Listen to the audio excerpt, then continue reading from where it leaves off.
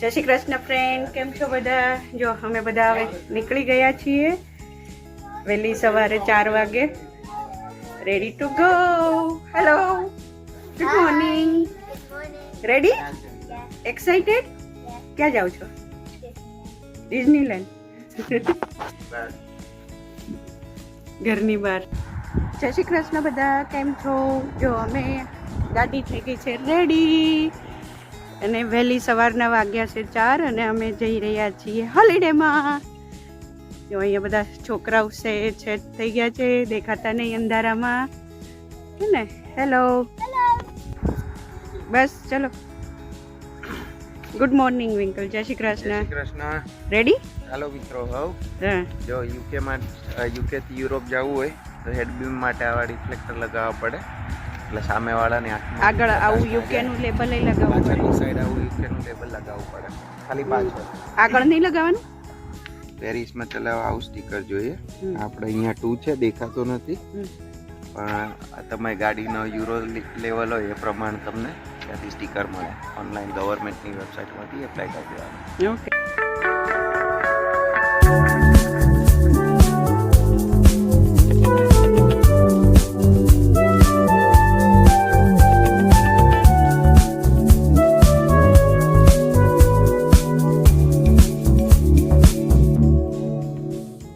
તો ફ્રેન્ડ્સ, હવે અમે યુકે બોર્ડર ઉપર પહોંચી ગયા છીએ. અહીંયા ઇમિગ્રેશનની આ બધી લાઈન છે. અહીંયા ઇમિગ્રેશન થશે, કાર ચેકિંગ, પાસપોર્ટ ચેકિંગ એ બધું થશે અને પછી આગળ જશું.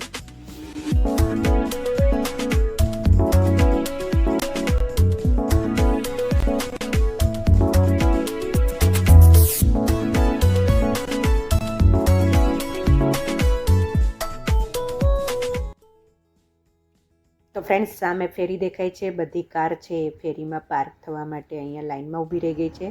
હવે અમે ફેરીમાં ગાડી પાર્ક કરી દીધી છે અને ચલો ઉપર જઈએ.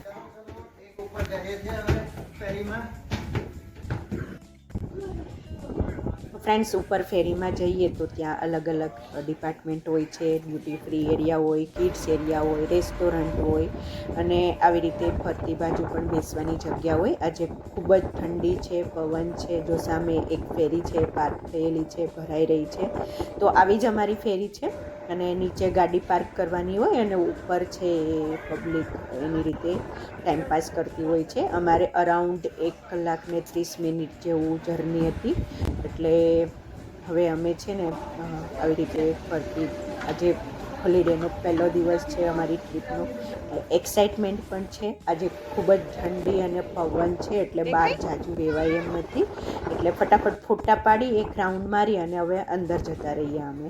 તો જો ફ્રેન્ડ્સ, તમે જોઈ શકો છો અમારી ફેરી સ્ટાર્ટ થઈ ગઈ છે. એટલું સરસ બધું વ્યૂ દેખાઈ રહ્યો છે કે જોતા જ રહીએ, પણ પવન બહુ હતી અને ઠંડી બહુ છે એટલે અંદર જતું રહેવું પડે એમ જ હતું. બહાર જાજુ ઊભું રહેવાય એવું નથી.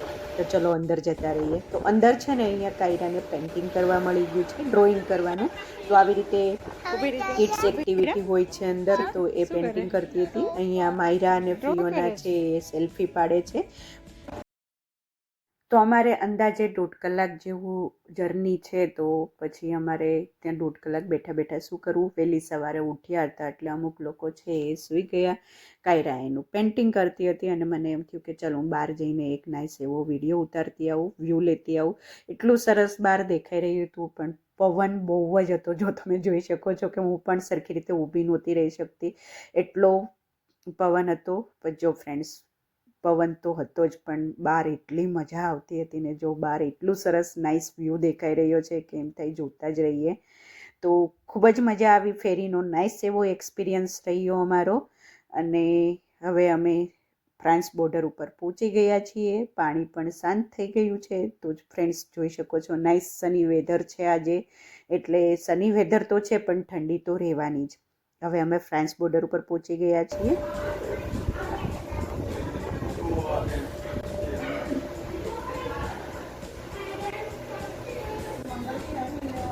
ફ્રેન્ડ્સ, હવે અમે ફેરીમાંથી બહાર નીકળ્યા. જો સામે ફેરી દેખાય છે ને એ ફેરીમાં અમે બેઠા હતા.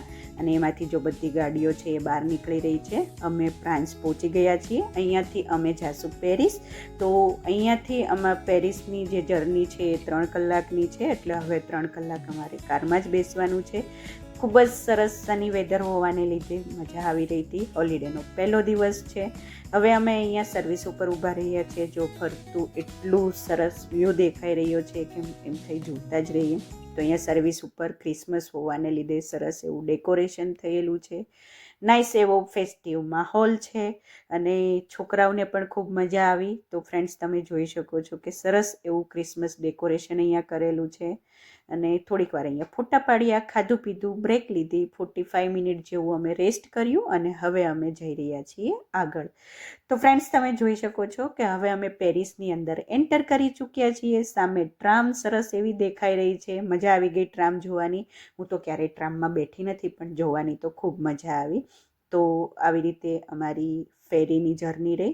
આજે અમે વહેલી સવારે 4 વાગ્યે નીકળ્યા હતા અને સાંજના 4 વાગ્યે અમે પેરિસ પહોંચ્યા. તો આટલું અમે ટ્રાવેલ કર્યું. હવે અમે ફાઇનલી પેરિસની અંદર પહોંચી ગયા છે. સામે એફિલ ટાવર દેખાઈ રહ્યો છે. આજે અમે રિવર ક્રૂઝ કરવાના છીએ. પેરિસનું ક્રિસમસ હોવાને લીધે નાઇસ લાઇટિંગ વ્યૂ દેખાડીશ તમને.